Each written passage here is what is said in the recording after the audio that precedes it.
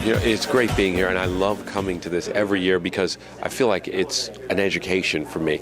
Because technology is moving so fast, and especially in the social media world, and we are stuck in the TV world, and sometimes in just producing television, we forget about how important social media is, how to interact it, and the best ways to interact it. And you don't want to turn around one day and see something that's passed you by. It's been the next big thing, and everybody's using it. So this helps kind of keep ahead of the curve, and that's the big thing. Trying to get ahead of the curve. What's next? How can we better engage with the people who take their time out to watch our show? Well, you know, you're busy. How do you integrate social, and how much time do you think you spend a day doing social? I tweet like crazy, and I'm on Facebook. I have my iPad with me at all times, and so I'm constantly monitoring everything that's going on in the world. And part of now what helps us gather our news is Twitter, Facebook, and stuff like that, because so many stars tweet or Facebook information that's going on in their world. You know, whether Emmy nominations, we will monitor Facebook for so many of the statements coming from artists, because it used to be you had to go over to their house, you had to get a statement from their publicist. Now they're like, I'm going to sit down in the morning and type out, oh my gosh, I'm so glad I'm nominated for an Emmy. It revolutionizes our business and changes it. So I consume social media probably more than the average person. What kind of tools do you use? What are your tricks? No, you know what? I'm old school, so I don't really have any tricks. So that's Twitter on the web? Yeah, I mean, I hunt and pack. I love to hunt and pack, because you know what? I watch, and it's funny because my business, I run a website called hiphollywood.com. I go in and I watch the kids who run the website, and they have all these tricks. And I'm like the old dinosaur, and I come in and I'm like, no, I'm going straight to Twitter, and then I'm going to Facebook, and here we go. And they're like, no, this combines them all, and then you can go here and you get the metrics, and I'm like, whoa, easy, I'm old school. Here I go, hunt and pack. Isn't it all about, it's still, whatever tools we have, it's still social, and those skills? No matter what, it's still social, and it still connects you to people. You know, it's funny because I have had more conversations with people in the Middle East over the past year because our show re-airs in the Middle East and Philippines also. And so I find we have more tweets and we have more interactions with people in those places than ever before. And it's just been a wild kind of learning experience to the reach of what you do and understand the importance of what you do, because, you know, people are watching. They have expectations. They want to see a great show every day, and they want you to do your best. And so it kind of adds a level of responsibility. It's interesting. You're talking about people who are watching, and as a black male, you know, of a certain age. How old are you? I'm 48. I'm an old guy, yeah. You're 48? I'm 48.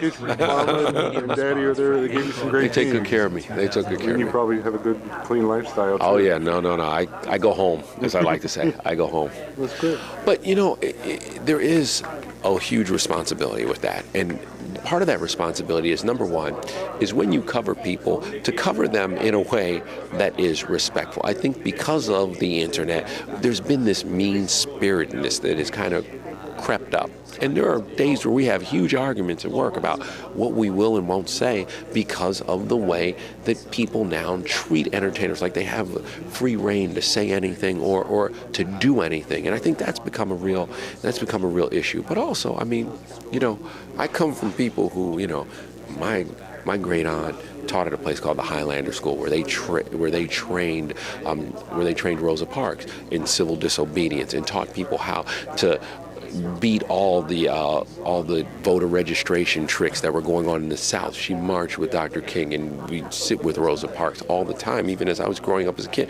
So I come from people who, you know, say you have a responsibility. And so if you get this platform, you must use that responsibly. And so I try to think about that in my mind as we go about our work every day. If you watch Twitter, and I'm a former professor, and I would tell my students about Black Twitter, and they said, yeah. What is that? They don't understand. Can you explain to folks in real simple what Black Twitter is? And I'm going to use this for Okay, but I will tell you this. There is a whole different Twitter sphere, and I don't know if people have ever seen it, but and I do have, sometimes I have a problem with it, because there are sites like a media takeout or a gossip, or sites that are really derogatory, but that spin the Black Twitter sphere. And we talk about things that are not in the mainstream. And it goes back to my site of why I started my website, is to focus a positive light on African American stars and the things that they're doing, and trying to show more of the positive things, the books they're writing, the shows they're doing, the albums they're putting together, and those kind of things, instead of the negative things. But yes, there is a whole different little Twitter sphere where people are discussing things that are important to us, and I don't think that like there's an understanding of that in the mainstream. I don't really think there's an understanding of that. You know, I say it, and people say, "What?" But if you pay attention on Twitter, you look at the trends. There's Black Twitter. There's Latino Twitter too. No question. You see a whole street of language, Spanish.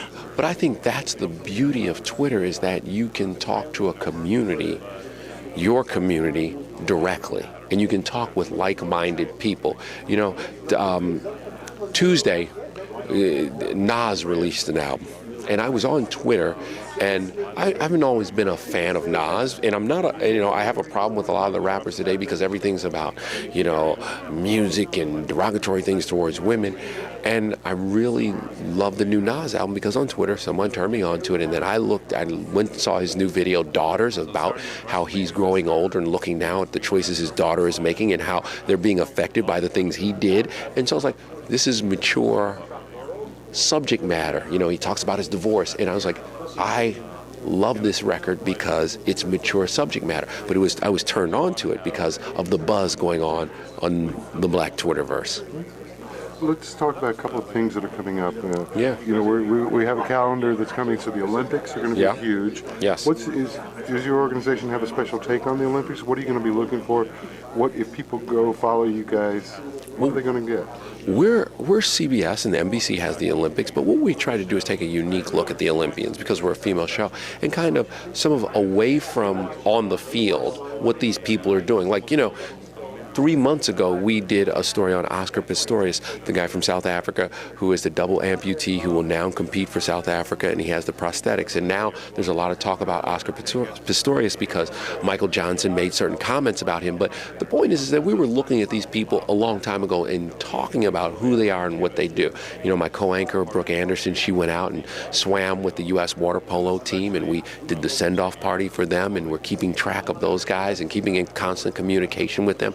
They're a medal contender. So it's really communicating with the people and not as much just, hey, here's what I'm going to do. I'm going to go run the 400 meters. But besides running the 400 meters, there's so much more to these people and telling their stories and learning about them, and that's what we've been doing. Now, and then coming up in November and we have the election. What's your take on that? How to cover that in your unique way on Insider? Last election, I was in Denver, and I was also in Minneapolis for the Republican convention, and we really followed the candidates and also the stars who followed those candidates. And one of the things that we did on the Insider was, during Barack Obama's speech, while everybody was listening to the speech, we were actually walking around looking for celebrities, and as soon as the speech was over, literally we were standing there, and Oprah came out, and she was crying, and she had Kanye West and so many other stars around her. Gayle King was with her, and she just, she looked at us, she said, what, at that moment I cried my eyes out. Watching this, I cried my eyes out. For me, that was a moment I will never forget about that election. It was a defining moment. So now we will go back into this term and look for those defining moments, because there will be defining moments in the election, and hopefully we're there, because that's what we hope to do. We try to work a little harder than your average show. Brooke and I are both more journalists, and we love getting great stories, and so we will really be focused on covering the election and showing you behind the scenes. I have a question, an idea that just came to me. I wonder how many Black Republican delegates are going to be. It was being in Minneapolis last time for the Republican convention. You go there and you see the people and the sentiment, and you're saying, okay, what made you come to this decision to be the person or support the party that you support? And I feel that goes on both sides. But I was, I'm always fascinated. I was there for the vice presidential debate and the aftermath with Sarah Palin in St. Louis. And I was fascinated by how the crowd was electrified by her, and it wasn't about, and I realized at that moment, it really wasn't about Sarah Palin as much as the country needed a change, and they were looking for someone, anyone, who could give them something they thought could give them something different. And a lot of, America identified with Barack Obama, but a lot of America identified with Sarah Palin at that time. So it's just, people wanted something different. And for a while there, she looked like she was going to be something different. But I'll never forget being in that arena that night and seeing how charged the people were. It's amazing how fast 4 years go. Isn't it crazy? And in this conference, what have you got one takeaway, something you didn't know that you would walk away with from today? Today's conference, the one thing I will walk away with is just on our panel, we were sitting there and one of the other gentlemen on our panel said, kids today, we see that they sit down and they watch TV with their iPad on, with Skype on, and they're also texting, and they're also messaging with their friends, and they're trying to figure out a way to make that all come together. But it is the future, because I see myself doing it too. So how are we now going to integrate that into what we do? So I'm fascinated by it. All got to be easier. It's got to be seamless. You want what you like. We consume what you want, when you want, where you want it, how you want it, and I want to be able to communicate with who I want, when I want, easily. No, we're not there yet, but it's interesting. It's an amazing time to be in this field. We're early. And I'm so proud to have a pioneer like you spending a little time sharing a little knowledge, a little wisdom. Thank you. Thank you so much for having me on, and it's been fantastic.